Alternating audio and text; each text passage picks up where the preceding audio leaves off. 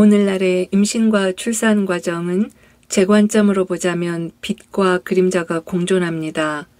의학이 발전한 덕분에 육체적 안전 관리가 잘 되는 반면 에너지체와 영혼에 관해서는 소홀하거나 간과되기 쉬워 보인다는 의미입니다. 체내의 태아가 조그맣거나 갓 태어난 아이라고 해서 영혼까지 작거나 어린 것은 아니지 않겠습니까? 신체적 어른뿐만 아니라 어린아이도 양자적 존재, 퀀텀 비잉이라고 봐야겠죠. 포바디라는 존재의 모든 측면 또 다차원의 의식들이 시간과 공간, 차원을 초월해서 동시에 공존하는 존재라는 뜻입니다. 동시적으로 현존하는 존재, parallel existence라고 할까요? 그러므로 태아 상태에서도 아이와 대화할 수 있고 또 엄마의 믿음 체계에 따라서는 착상 직후 혹은 심지어 착상 이전에도 나에게 오기로 이미 결정한 어떤 존재의 상위 자아와 대화할 수 있다고 보는 것이죠. 만약 유산으로 아이를 잃거나 떠나보낸 경우라면 적절한 형태의 치유요법을 통해 아이와 엄마의 슬픔이나 죄책감을 덜어줄 필요가 있습니다. 치유 과정에서 많은 여성들이 유산으로 인한 슬픔이나 죄의식을 가슴 깊이 갖고 있다는 사실을 알게 되었어요. 본인의 생각으로는 그렇지 않은 것 같은 경우에도 다른 측면에서 상처와 슬픔이 드러나는 순간이 오더군요. 또 임신의 어려움을 겪던 여성들 중에 치유가 어느 정도 진행되면 자연스럽게 임신이 되는 경우를 종종 보았습니다. 특별히 임신을 목적으로 치유를 한 것이 아님에도 엄마의 몸과 마음이 준비되면 아이가 찾아오는 시기를 선택하기가 수월해지는 것 같아요. 자궁에 있는 아이에게 가장 유리한 오라장의 상태는 부드러운 금빛, 계란 노른자 색깔에 가까운 투명한 빛입니다. 엄마가 매일 호흡이나 기도, 명상을 통해 자신의 에너지체를 이와 같은 상태로 유지시켜주면 태중의 아이에게는 가장 편안한 환경이 될 수 있어요. 어떤 여성 클라이언트 중에는 임신 10주째인 태아가 엄마 자신의 애정어린 호흡에 반응하면서 노란 불꽃놀이를 함께 한다고 말씀해 주신 사례도 있었어요. 기도 명상 중에 그 모습을 봤는데 너무 예쁘고 감동적이라면서 눈시울을 붉히시더군요. 만약 한 인간 존재의 의미가 진실로 이러하다면 오늘날의 출산 환경은 아이에게 트라우마를 불러일으킬 가능성이 높다고 봐야겠죠. 일단 빛, 온도, 소리 등 환경적인 요소가 자궁에서 막 빠져나온 아이가 적응하기에 매우 불리합니다. 생각해 보십시오.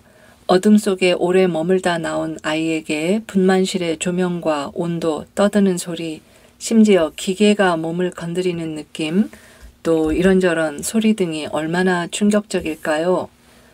성인도 조용한 곳에 몇 달 머무르다 나오면 현대 도시가 얼마나 충격적인 소음으로 가득 차 있는지 깨닫게 됩니다. 소리가 말 그대로 온 몸을 때리거든요. 견디기 힘들어요. 견디기 불가능합니다. 또한 뱃속에서 수중호흡을 하던 아이가 갑자기 폐호흡으로 전환하는 과정도 아이의 9달 인생에서 엄청나게 큰 시련 아니겠어요? 물론 첫 번째 시련은 산도를 빠져나오는 그 과정 그 자체 혹은 엄마의 배를 절개하고 갑자기 쑥 들어오는 낯선 손이나 기계에 집혀 나오는 그 순간의 공포감이겠죠. 그러니 아이에게 익숙한 환경을 만들어주고 천천히 적응하도록 도와주는 것이 최선의 출산 방법일 것이라고 생각되네요. 치유를 통해 알게 된 또 한 가지 사실은 아이의 에너지체가 엄마의 에너지체와 똑 닮은 상태더라는 점입니다.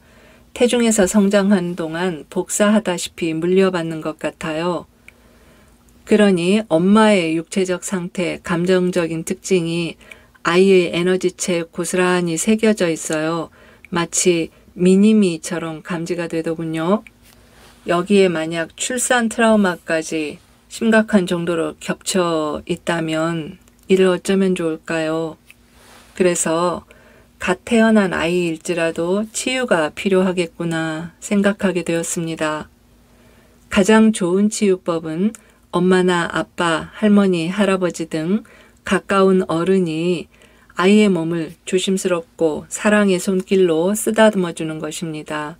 머리 꼭대기부터 얼굴, 목, 어깨, 가슴, 배, 등, 팔다리, 손끝, 발끝까지 직선을 그리며 가볍게 훑어내려 주세요.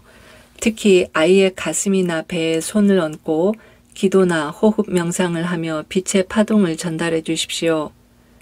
그때 탄생을 환영하고 축복하는 인사말을 늘 덧붙여 주세요.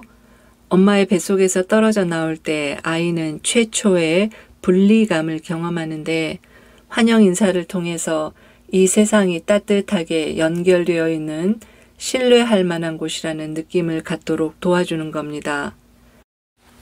초기에는 아이가 몸 안에 탁기를 배출하느라 두드러기, 콧물, 열기, 냉기 등 다양한 치유 증세를 보일 가능성이 있습니다. 잠을 더 많이 자거나 반대로 불편해 할 수도 있고요. 몇 달 혹은 1년 이내에 심신이 건강하게 성장할 겁니다. 아이들은 말로 설명하지 못할 뿐 모든 것을 알고 있어요. 자신에게 사랑의 에너지를 주는 사람에게는 시선을 고정하거나 또 가까이 다가오는 것을 흔히 볼 수 있고요. 만약 내 아이의 출산 과정에서 이렇게 도와주지 못해 아쉽다 하시는 분들은 치유 명상을 통해 상상적으로 해주셔도 좋습니다. 자신만의 호흡법, 명상법 혹은 기도법을 통해 에너지체를 빛으로 채우는 상상을 하신 뒤에 출산 장면을 떠올려 주세요. 실제와 달라도 됩니다. 이상적인 사랑의 환경을 떠올리시고 안전하고 행복한 출산 장면을 의식 속에서 마음으로 천천히 진행해 주십시오. 이러한 치유법을 탄생 트라우마 치유 테크닉이라고 부릅니다. 산모의 몸 또한 당연히 치유가 필요합니다.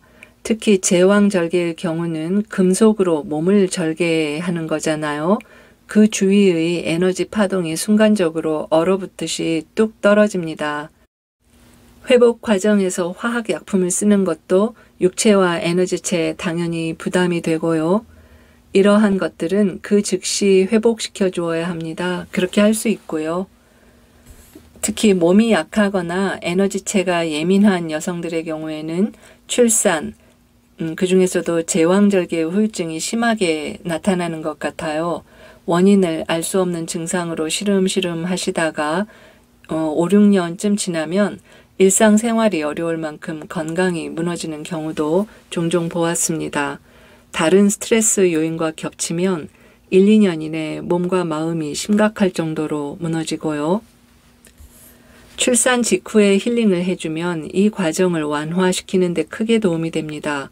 오래 지체할수록 회복 기간도 그만큼 길어지고요. 본인이 셀프 힐링을 하시거나 가족 중에 힐러가 있으면 이상적이겠죠.